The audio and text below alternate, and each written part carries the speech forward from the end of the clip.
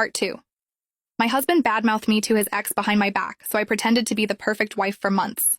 They even started arguing about me, with her always, questioning why all of a sudden Josh was defending me. He started to pull away from Rachel, and I could see the rift forming between them. This was extremely apparent when Rachel tried to make fun of me to him in regards to my body, something she has done many times, and something that Josh has gone along with more times than I count. But this time, he shut her down. He told her not to speak like that about my wife. Reading that message, I felt a small flicker of satisfaction. I continued reading their messages and felt a weird sense of pride in the fact I was doing all of this. And the best part was, Josh didn't even know what I had in store for him. I continued doing the ideal housewife duties while also maintaining my full-time job. I was getting tired, however. The days were long and the nights even longer. Cooking elaborate dinners, keeping the house spotless, and always having a smile ready for Josh, who never offered to help with any chores. I knew I couldn't keep up this act much longer. I had enough evidence for the divorce, and one night I decided it was time. I stayed up late staring at my computer screen searching for a divorce lawyer to take on my case. Unfortunately, finding a divorce lawyer within my budget was not an easy task when trying to do so quietly, but after many, many days, I finally stumbled across one. Julia Richardson. Her profile was really impressive, and I sent her an email to schedule a time to meet. The next day, I checked my email and she told me her availability. Meeting with her in secret was a nerve-wracking experience. I would often tell Josh that I was meeting up with coworkers for an outreach event held by my job, then come back home and continue my housewife duties. The first time I sat down in her office, I was a bit nervous. Julia was a sharp-eyed woman. She listened intensely as I explained everything. She told me to gather as much evidence as I could, and the more proof that I have, the stronger my case will be. That was when I showed her the screenshots on my phone. She told me that it was almost solid and to get a bit more. So I did just that. The emotional turmoil was intense. I often cried myself to sleep. I also tried to talk to my friend Jess about the situation, but I knew I couldn't tell her everything. Josh was oblivious to how I really felt. He showered me with compliments and affection. It was almost laughable the way he thought he could hide the monster that was talking to Rachel. After one night of checking Josh's phone again, I noticed Rachel said something that was shocking. She asked that since I was being the perfect wife that he wouldn't have to come be intimate with her anymore. He replied that this is exactly what he meant, that they would no longer be meeting up and sleeping together. This was it. This was the evidence that I needed for my case. I screenshot this thread and go to bed. The next day, I met up with Julia with some hard evidence that he had been cheating with his ex. She tells me this is exactly what we needed, and we can proceed. She's forming up my case, and all I can think about is being free. She crafted our case against him, and I headed home. I planned my escape for the next day, and I was ready to go out with a bang. The next night came, and I had everything just right. I made him his favorite comfort foods. First, I served him some Caesar salad with fresh Parmesan. Then I served him a perfectly grilled ribeye steak prepared exactly how he liked it, medium rare. The sides were creamy garlic mashed potatoes and baked asparagus. For dessert, I made him his favorite dessert that his grandmother used to make, an apple pie. When Josh saw all that I made for him, his eyes widened from excitement. He downed all the food and praised me at how good it was. As I smiled back at him and told him how much he deserved it, I felt a bittersweet satisfaction. He told me he wanted to show how much he appreciated me and took me to the bedroom. For the first time in weeks, I didn't feel nauseated by his touch. Instead, I felt a cold, detached feeling. I was ready to end this charade. I excused myself to the bathroom and came back out with his favorite clothing on me. He couldn't keep his eyes off of me, and then we got to action. This was the best I ever screwed him. Even better than our wedding night. After about 10 minutes, he was out like a light. I effed his brains out. I looked over at him as he slept peacefully. I left the divorce papers on the kitchen counter and quietly packed up the rest of my belongings and headed to the car. I headed to my brother's house where he lived a couple states away, and the whole car ride I blasted my favorite pop music. I felt the weight of Josh flow away as I sang my playlist. After a couple hours, I had finished my playlist and was left alone with my thoughts. I drove through the night, occasionally stopping for food at the diners or to use the restroom. The night was more beautiful than I could imagine. I can't even begin to describe how good I felt driving through the night to Virginia. I kept glancing at the clock on the dashboard, watching the hours tick by. It was way past midnight, and I hadn't slept a bit, and the months of exhaustion hit me like a truck, but I just wanted to put as much distance as I could between me and everything I was leaving behind. A couple weeks later, we both had to appear in court. The divorce proceedings were painful. Seeing Josh again, even in such a mundane environment of the lawyer's office, was hard. He looked broken and defeated. He was a shadow of the man he once was. The courtroom was cold and emotionless.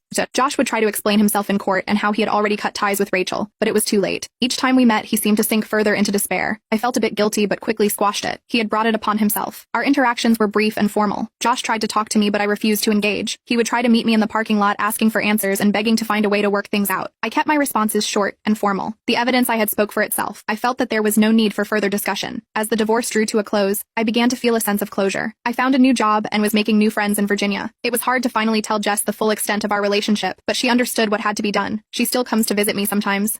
You can now check if there's a part 3 by pressing share and more.